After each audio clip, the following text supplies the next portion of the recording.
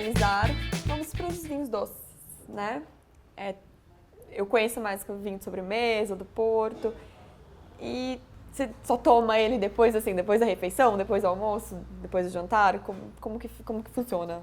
Thaís, o vinho de sobremesa é um capítulo um pouco extenso. Ok. Podemos falar bastante tempo sobre esse assunto. Mas tentando fazer uma breve resumo de tudo isso, nós chamamos vinhos doces ou de sobremesa. Sobremesa não necessariamente eu tomo ele no final da refeição. Por exemplo, nós temos aqui várias tipologias. Né? Temos, olhando aqui no meio, temos um Sauternes. Sauternes é um vinho de sobremesa doce que é feito na região de Bordeaux, na França.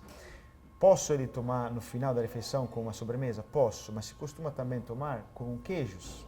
Então não é necessariamente no final.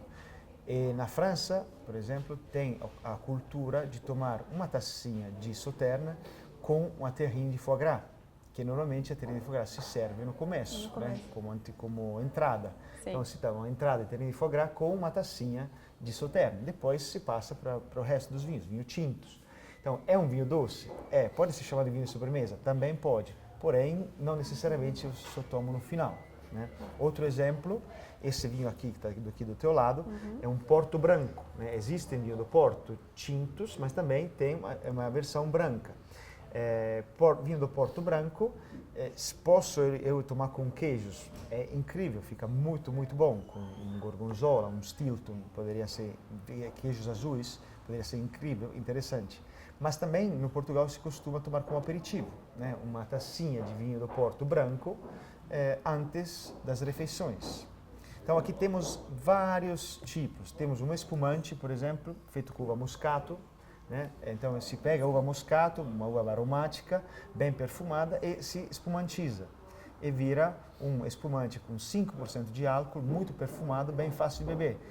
Na Itália, esse se chama Moscato d'Asti, por exemplo, na Itália se costuma muito usar ele nas festas de Natal, com panettone.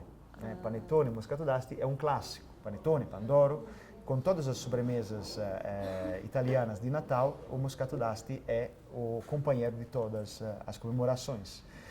Temos late harvest chilenos. Né? Late harvest quer dizer o quê? É uma colheita tardia. Né? A uva fica madura, eu deixo ela amadurecer mais um pouco, com a consequente evaporação de água e um acúmulo maior de açúcares. Portanto, eu tenho um vinho mais doce. Né? Faço a fermentação, ele desenvolve os álcools, mas também aumenta o nível de açúcar. Então, por isso que é um pouco mais adocicado. Né? Sauternes, já falamos. Uma particularidade sobre o Sauternes, que ele é feito com uvas botritizadas. Botritizadas, que quer dizer? São uvas... É uma palavra que soa um pouco feia em português, mas é podridão, né? São uvas podres, mas é uma podridão nobre. Não é a podridão, não é uma uva estragada, é uma podridão específica que se encontra em microclimas específicos. A maior expressão disso é Bordeaux, né? Na região de Sauternes. Em outras regiões isso não acontece, por isso que esse tipo de vinho, na maioria dos casos, se encontra eles costumam fazer nessa região que se chama Sauternes. O vinho vai me dar dor de barriga se eu tomar? Não, absolutamente. É incrível, é muito, muito bom. Bem lembrado. Esse mofo que faz o quê? Que ele absorve a água, portanto concentra automaticamente a uva. Portanto, eu vou ter mais açúcares, menos água, em total mais álcool, mais doçura. Né? Até chegar nos grandes vinhos de Tokai, né, na região na Hungria, nos grandes vinhos de Tokai, que também são feitos com partes de uvas frescas e partes de uvas secas. Então, se fazem um vinho base com uvas frescas e depois eu adiciono essas uvas secas como se fosse uma adição de açúcar, né, porque as uvas secas vão concentrar os açúcares e eu uso essas uvas para como se tivesse alimentar mais os enzimas que estão trabalhando para a transformação do açúcar em álcool. Esse é um pouco o mundo do vinho. Temos o Porto, no final, que pode ser branco, como pode ser tinto.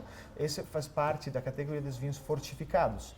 Ou seja, durante a fermentação, os enzimas estão lá trabalhando, transformando o açúcar em álcool. Eu adiciono, no caso do Porto, água ardente vínica, que é um álcool. Então, os enzimas ficam bêbados, entre aspas, né? Eles ficam inibidos e não trabalham mais. Portanto, o que eu vou ter? Vou ter açúcar residual, que não foi transformado, e do outro lado eu vou ter álcool, porque eu adicionei de uma forma manual, né? Adicionei álcool. Portanto, vou ter um vinho doce com álcool. E esse é um pouco o resumo dos vinhos de sobremesa. Perfeito. Bom, agora que a gente já sabe um pouquinho de cada tipo de vinho, como é que é feito, o Máximo vai ensinar a gente a degustar nos próximos programas. Ou seja, Thaís, vamos parar de falar, né? Vamos começar a beber. Apoio, é isso aí. Bom, até mais então. Tchau.